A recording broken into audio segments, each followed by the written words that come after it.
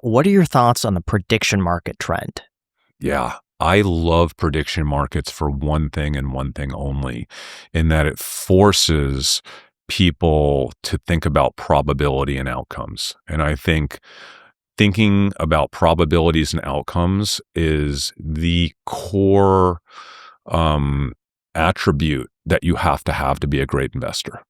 So the issue with prediction markets is it drives a tremendous amount of dopamine and it makes you think that you're investing when you're not.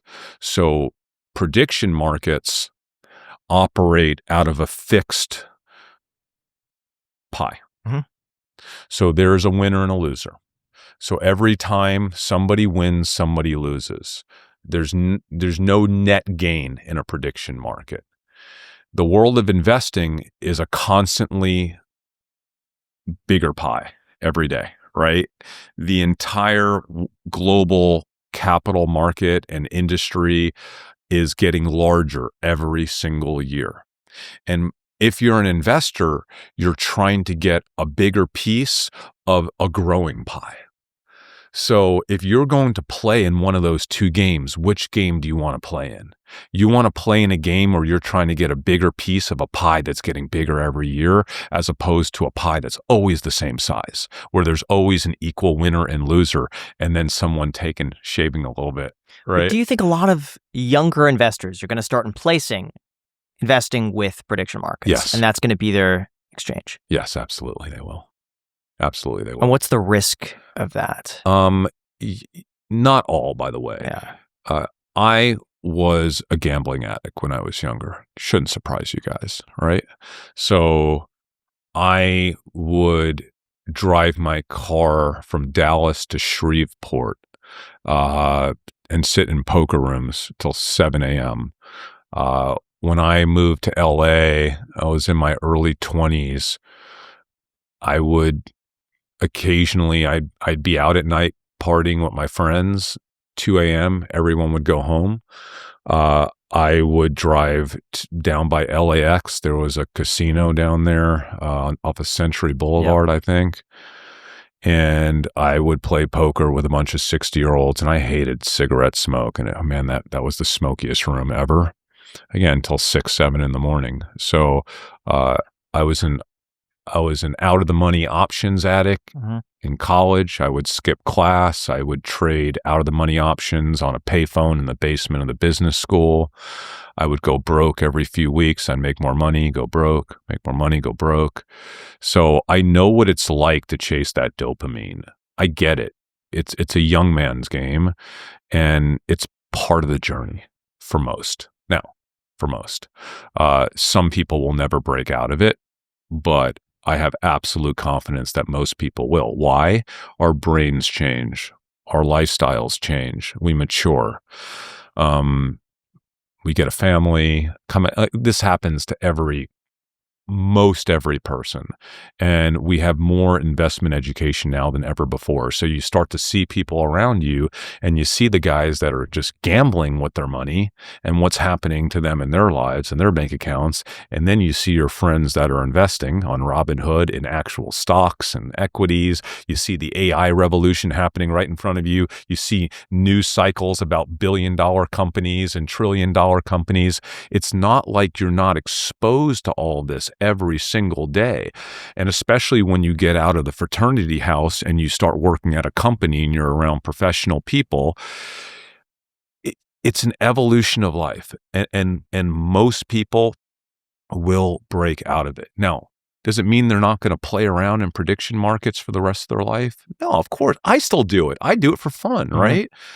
I don't know what percent. I mean, it's such a nominal amount of my money when I do it. I'm really just doing it for fun. Yeah. The same way when I go to Vegas, I'll hit up the worst odds card game like Caribbean Stud or something, where I think every time I play a hand, they're getting 7% of my money or something like that, 7-8% of my money.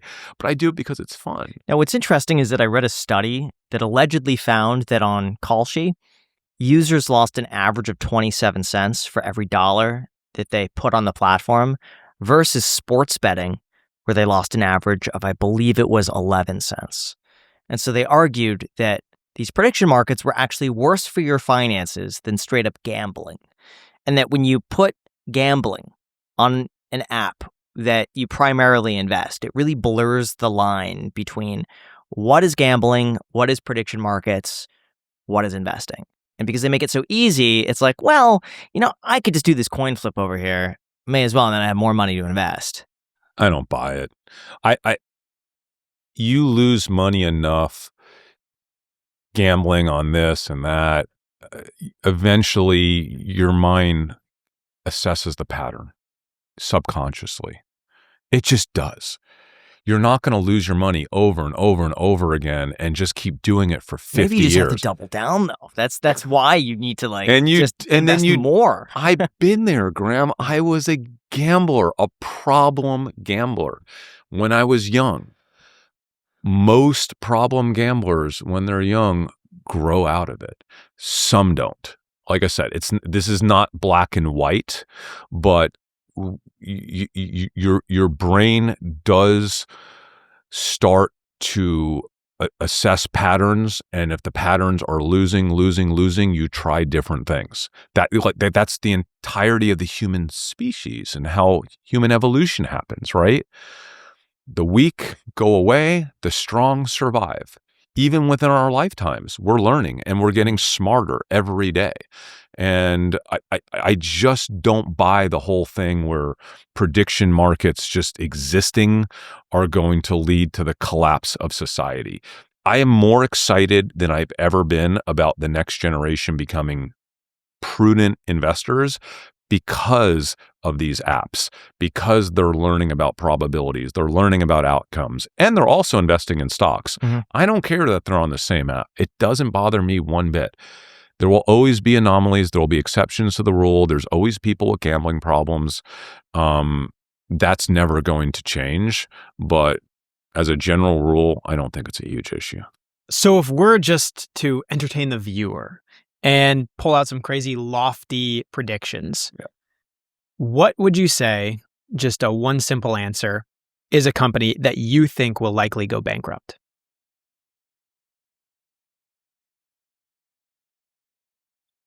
I think eventually Duolingo goes bankrupt. And do you think that's just because people can spin up other apps that are going to be similar pretty simply with OpenClaw, or that, I think the brain thing will be put in? I think you could just talk to Gemini at this point. Mm-hmm. Teach me Spanish, and it just walks you through. You just have conversation with, you have your own tutor. I think your agents are going to know more about you than a third-party service will ever know about you. So it will know exactly how to teach you Spanish based on what you did that morning. So it will actually teach you Spanish based on some of the tasks that you need to complete that day that you are probably not going to want to share with Duolingo. Okay, so it's going to have better access to you, better information about you. It's going to be better positioned to teach you language and to teach you math and all the other stuff than some legacy company that doesn't have access to your day and everything else that it's doing with you. Does that kind of make sense? So I don't think Duolingo is going bankrupt anytime soon, but I feel like the writing is on the wall that it will get eaten by the AI that's closer to you. Now, really quick, every business is asking themselves the same question. How do we make AI work for us? The possibilities are limitless, but guessing is too risky, and sitting on the sidelines is not an option, because one thing is certain. If you're not doing it, your competitors are already making their move. And that's where our sponsor NetSuite by Oracle comes in. It's the #1 AI cloud ERP, trusted by over 43,000 businesses to manage everything from financials and inventory to commerce, HR, and CRM, all in one unified system. When all of your data is in one place, your AI becomes a lot smarter.